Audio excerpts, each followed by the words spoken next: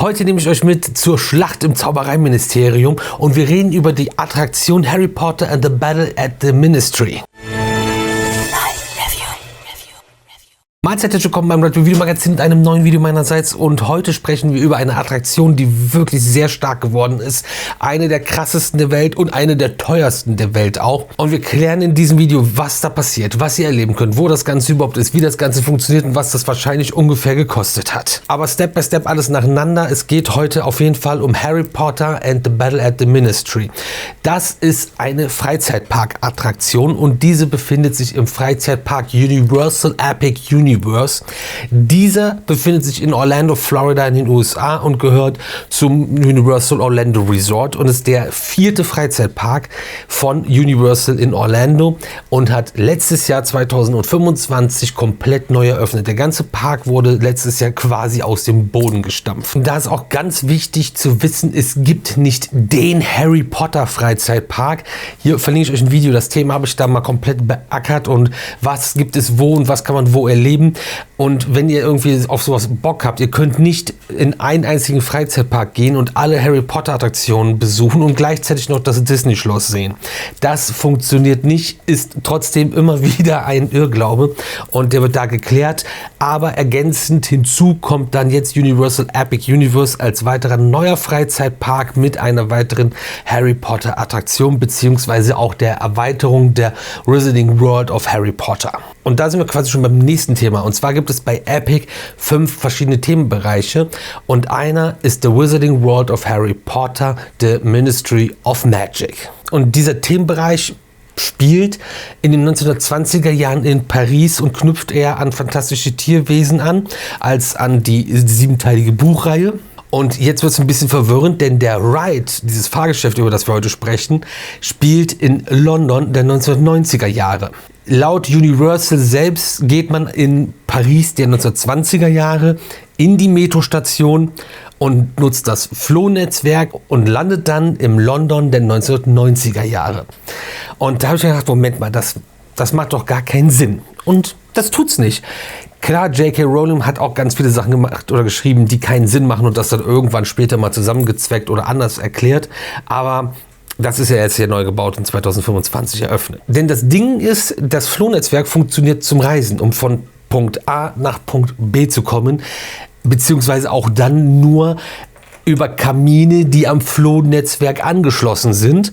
Und man kann damit definitiv nicht in der Zeit reisen. Und wenn ich in Paris der 1920er Jahre ins Flohnetzwerk einsteige quasi, kann ich nicht in den 1990er Jahren in London wieder rauskommen. Plus weiß ich jetzt nicht, wie viele Kamine es in der Metro von Paris gibt. Was auf jeden Fall funktioniert, ist, dass in den 1920er Jahren in Paris die Metro genutzt wird, denn am 19. Juli 1900 hat die Metro in Paris eröffnet im Rahmen der Weltausstellung. Mehr zum Bereich übrigens selber, wie der Bereich aussieht, was für Details man da entdecken kann, was alles zu sehen ist und zu erleben ist, das zeigen wir in unserem Vlog, wo wir vor Ort waren, den verlinke ich euch auch gerne hier oben, da seht ihr das alles und das ist, glaube ich, auch die perfekte Gelegenheit, um auf Abonnieren zu drücken. Das kostet euch nichts, hilft uns aber ungemein weiter. Dass ich zum Beispiel auch nicht mehr hier auf das Mikrofon schlage, das lerne ich dann auch. Kommen wir aber zum Ride selbst und da vorneweg vielleicht auch nochmal, obwohl es selbstverständlich ist, ich werde natürlich hier spoilern. Ihr werdet Sachen sehen und erfahren, die ihr vielleicht gar nicht sehen und erfahren wollt, wenn ihr diesen Ride noch fahren wollt und die Attraktion komplett erleben wollt. Also wenn ihr noch nicht da wart, aber in absehbarer Zeit dorthin kommt, dann schaltet jetzt ab, beziehungsweise macht den Ton aus und lasst das Video durchlaufen. Es geht auf jeden Fall in die Metrostation und dann ist auch da schon die Attraktion quasi ausgeschildert und durchs Flohnetzwerk wechseln wir dann von der Metrostation direkt ins Zaubereiministerium und wir gehen durch einen großen ikonischen Kamin. Es gibt einen Nebeleffekt und wir kommen dann im Zaubereiministerium aus und da fällt dir erstmal die Kinnlade auf den Boden, weil das unglaublich beeindruckend und gigantisch ist. Und auch das komplette Zaubereiministerium ist voll gepackt vollgepackt mit irgendwelchen Details und Easter Eggs und ganz vielen spannenden Sachen. Das ist eigentlich eine Sache, das müsste dann Cold Mirror in 5 Minuten Harry Podcast Attraktionen aufarbeiten. Das kann ich gar nicht. Das ist zu krass. Und du bist halt echt dann in dieser großen Halle mit unzähligen Büros und es ist nicht nur super beeindruckend, wie es aussieht, sondern ihr seht ja auch eventuell gerade schon Aufnahmen, dass es alles gefliest ist. Mehrere 100.000 Fliesen wurden für diese Attraktion verbaut. Das ist einfach krass. Aber es wird alles noch viel, viel bekloppter. Aber diese Attraktion ist wirklich riesengroß. Wenn ihr diese Draufsicht auch seht, wie groß die Attraktion im Verhältnis zum Bereich ist, wenn man durch den Bereich läuft, wie groß der ist, das ist sehr, sehr, sehr, sehr, sehr, sehr heftig. Wenn ihr mit der Attraktion fahren wollt, müsst ihr mindestens 102 cm groß sein. Dann könnt ihr mitkommen in ein Abenteuer zusammen mit Harry, Ron und Hermine im Zaubereiministerium. Und wir befahren oder reisen durch oder kommen durchs Zaubereiministerium in einem magischen Aufzug, wo 11 Personen Platz finden. Und dann gibt es wenig überraschend einen sehr wilden Ritt. Und die Attraktion ist so eine Mischung aus Screens und echten Szenen mit Animatronic-Figuren, wo man dran vorbeifährt. Super krasse Mixed Attraktion einfach. Und so wie wir mit dem Aufzug durch das Zaubereiministerium fliegen auch verschiedene andere Aufzüge oder Aufzugskabinen durchs Zaubereiministerium und auf die treffen wir auch und da trifft man auch verschiedenste Charaktere. Ob die uns jetzt gut gesonnen sind oder nicht gut gesonnen sind, das ist natürlich mal so, sonst wäre es auch kein aufregendes Abenteuer. Und ich habe mir gedacht, ich erkläre euch gleich, wie die Attraktion eigentlich so funktioniert, weil das gefühlt für mich wahrscheinlich besser erklärt, was man sehen und erleben kann in der Attraktion, weil es halt, wie gesagt, eher eine große, generische, abenteuerreiche Schlacht im Zaubereiministerium ist. Und das Ganze spielt auch für sich selbst und ist jetzt kein Handlungsstrang aus den Filmen, der adaptiert wurde, sondern ist ein eigenes Erlebnis für sich. Und selbstverständlich werden wir von verschiedensten Zauberern mit Zauberstäben angegriffen, aber auch ein Erumpten dreht durch und das ist problematisch, denn das hat in seinem Horn ein hochexplosives Sekret und das sollte man vielleicht dann nicht irgendwie mit irgendwas in Verbindung bringen. Und dieses Erumpent ist auch als auf dem Screen unterwegs, aber auch als echte animatronische Figur mit in der Attraktion. Und es gibt super krasse Animatronics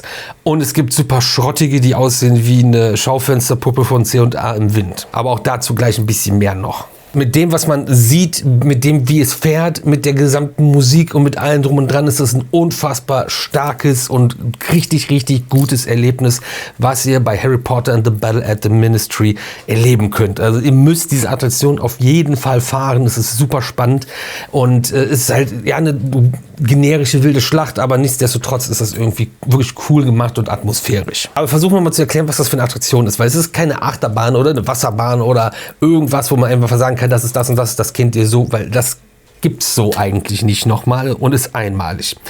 Gebaut wurde der Ride an sich, die Ride-Hardware von Simtex Systems und die kommen aus Deutschland. Die bauen sonst auch unter anderem Flying Theater, Simulatoren und verschiedene Rides und Dark Rides und auch Flug- und Fahrsimulatoren für zum Beispiel die Industrie und ähnliches. Und hier gibt es quasi eine Aufzugskabine für 11 Personen, in der man relativ weit hinten sitzt, damit das Sichtfeld böse Zunge sagen, eingeschränkt ist, aber gesteuert und gelenkt werden kann von euch.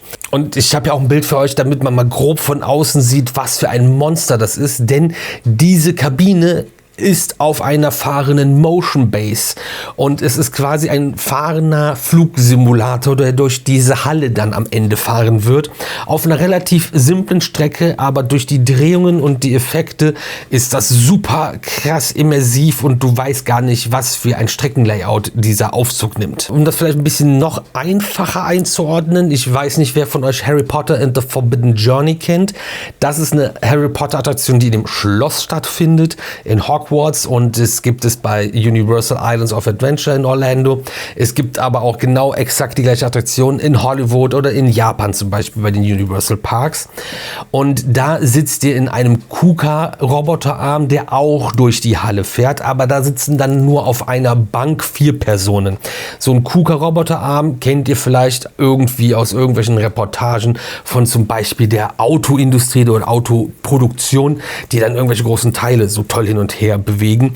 Und so einen Arm hat man genommen, so einen Roboterarm, hat da eine Sitzbank dran gemacht, hat das Ganze auf ein Fahrzeug gesetzt, Schienen geführt und fährt damit durch die Gegend. Und das ist jetzt hier auch gemacht worden, nur mit einem 11 Personen fassenden Aufzug. Und eigentlich auch nur dieser Arm mit 4 Personen ist schon super krass. Hat man auch bei Universal jetzt in Epic nochmal gebaut mit Monsters, gibt es in Abu Dhabi mit Batman und so weiter. Also das alleine ist schon krass, aber jetzt mit dieser Riesenkabine, das riesengroß da drauf zu machen, das ist wirklich nochmal ein ganz anderes Level. Aber diese in Anführungsstrichen kleinen KUKA-Arme werden auch hier weiter genutzt für einen super starken Effekt. Ich habe ja gerade schon erzählt, dass neben unserer Aufzugskabine, die durch das Ministerium fliegt, ja auch andere Kabinen durchs Ministerium fliegen. Und wir haben ja so eine Mixed-Attraktion. Es gibt echte Szenerie, da befinden sich versteckt und integriert Screens, auf denen Sachen passieren, die aber so gestochen scharf sind, dass das einen fließenden Übergang gibt mit den echten Szenerien plus echten Effekten, die dazu spielen. Und zum Beispiel gibt es dann die anderen fliegenden Aufzüge, die teilweise echt sind und vor einem rumfliegen, das aber vor einem Screen, der mit der Bewegung, die unser Aufzug macht und den Content auf dem Screen und die Bewegung des Aufzugs vor uns komplett verschmilzt. In dem Aufzug selbst ist noch mal ein weiterer Screen, auf dem ja dann das passiert, was in dieser Aufzugskabine passieren soll. Und das alles bewegt sich gleichzeitig und ist super krass immersiv und du weißt gar nicht, was hier gerade passiert und was ist in Anführungsstrichen echt und was ist irgendwie einfach nur Content, der läuft. Und da hat man auch diese KUKA-Arme, die dann feststehen und da ist dann diese Aufzugskabine dran, die dann da drin Screen hat, vor Screen sich bewegt. Unfassbar krass. Also eigentlich sehr einfach und simpel, aber super komplex und aufwendig, das so umzusetzen, dass es richtig gut aussieht und funktioniert. Und das alles ist wirklich immer so ein fließender Übergang, dass du oft gar nicht checkst, wo hört der Screen auf, wo fängt die echte Kulisse an, wo bin ich hier gerade eigentlich. Und zu den echten Kulissen mit den Screens kommen ja Effekte, also echte Effekte und teilweise Animatronics, also Figuren, die sich bewegen und das auch noch mit Ton drumherum, damit das Ganze noch immersiver ist, die in diesem Ride so unglaublich krass sind und sich so unfassbar gut bewegen, teilweise auch mitverfahren werden und du echt nicht weiß, was passiert hier gerade, was habt ihr da gebaut, das sieht so heftig aus. Andererseits gibt es auch dann beim Zaubereigericht, glaube ich, ist das Harry und Ron, die wirklich absolut schäbig aussehen und wirklich die schlechten Animatronics sind, die ich je gesehen habe. Und Umbridge wird dort verurteilt, aber da hat man auch wieder einen ganz coolen Effekt. Die steht an ihrem normalen Kleid dort und dann wird sie nach Azkaban geschickt und kommt in Sträflingskleidung und das vor unseren Augen und wird halt dann verwandelt. Das funktioniert so, dass das Kleid quasi, ich nenne es mal einfach grau ist und auf dieses graue Kleid mit einem Beamer in Anführungsstrichen ein rosa Kleid projiziert wird. Das sieht aus, als ob sie ein rosa Kleid tragen würde. Und wenn dann der Zauber kommt und die Sträflingskleidung wechselt werden soll, dann passiert das einfach nur im Bild, was da drauf projiziert wird, nur auf diesem Bereich. Das Ganze nennt man dann mehr oder weniger Mapping, wenn man sowas macht. Auch ein cooler Effekt, den es vorher noch gibt, ist eine Umbridge Animatronic, die auf einem Podest steht und halt vor dem Screen sich bewegt und das sieht natürlich nochmal richtig crazy aus. Und dann dreht sich das Podest so und die Sicht auf den Animatronic wird verdeckt, aber in dem, was gerade passiert, geht es die ganze Zeit weiter so, dass Umbridge dann auf dem Screen im Content wegfliegt und man die Figur ja nicht mehr sieht, sondern nur noch das, was am Screen weiter passiert. Das sind so ein bisschen die Effekte, wie sie funktionieren. Nicht alles jetzt natürlich im Detail, aber damit ihr euch irgendwie vorstellen könnt, was passiert in dieser Attraktion, was sehe ich, was erlebe ich da, weil das halt einfach nicht wirklich so zu fassen ist. Wie auch wenn man die erste Fahrt hinter sich hat, einfach fassungslos ist, was das für eine gute, krasse, beeindruckende Attraktion einfach ist. Die Todesser-Animatronics sind unglaublich krass und heftig. Und auch dieses Gesamtsetting, wie groß und gigantisch einfach alles da drin ist. Von dem Wartebereich und dem Eingangsbereich bis zum Ride selbst, der so krank ist. Das ist wirklich nicht von dieser Welt, was man dort geschaffen hat mit dieser Attraktion. Ja, es ist eine wilde, generische Schlacht, aber ja, die Stimmung, die Experience, wie immersiv das Ganze ist, das ist einfach unglaublich und super beeindruckend und eine echt krasse Wahnsinnsattraktion, auch wenn ich immer noch Team Monsters bin. Aber auch die Projektionen, die Screens, das ist so heftig und du brauchst jetzt keine 3D-Brille oder sonst irgendeinen Murks, sondern bist wirklich krass in dieser Welt, die durch natürlich schlaue Beleuchtung auf die normalen Szenen so gut gemacht ist. Es ist unfassbar, wirklich, auch wenn ich das jetzt sehr, sehr oft schon gesagt habe. Und natürlich ist da die Frage, was kostet denn sowas? Weil ich hätte das jetzt auch gerne im Potspark genauso 1:1, weil das ist mein Homepark und da gehe ich immer hin. Und da gibt es jetzt keine offiziellen Zahlen von Universal selbst, was die für diese Attraktion investiert haben. Aber es gibt so eine Schätzung und es gibt auch verschiedenste künstliche Intelligenzen, mit denen man chatten kann, die auch diese Schätzung abgeben. Und man kann sich dann auch aufschlüsseln lassen, was denn die KI meint, was denn was gekostet hat, wie man denn auf diesen Betrag kommt. Und dann sind einzelne Posten aufgelistet und da waren Posten dabei, wo ich 100%ig weiß, was die gekostet haben. Und das hat gematcht und dann ist es nicht so unrealistisch, dass diese Schätzung ganz gut hinkommt. Und für so eine Attraktion wie Harry Potter and the Battle at the Ministry muss man 300 bis 400 Millionen Dollar rechnen. Das ist ein bisschen was und das erklärt vielleicht auch, warum es das in nicht so vielen Parks gibt und warum es in Orlando alles so teuer ist. Nichtsdestotrotz ist das eine Attraktion, die unbedingt gefahren werden muss von jedem und ich empfehle es euch, das zu machen. Oder seid ihr schon Harry Potter and the Battle of Ministry gefahren? Wie hat es euch gefallen? Was ist euer Highlight davon? Lasst es mir in den Kommentaren wissen. Ansonsten morgen 18 Uhr geht's weiter mit einem neuen Video und Monsters ist besser.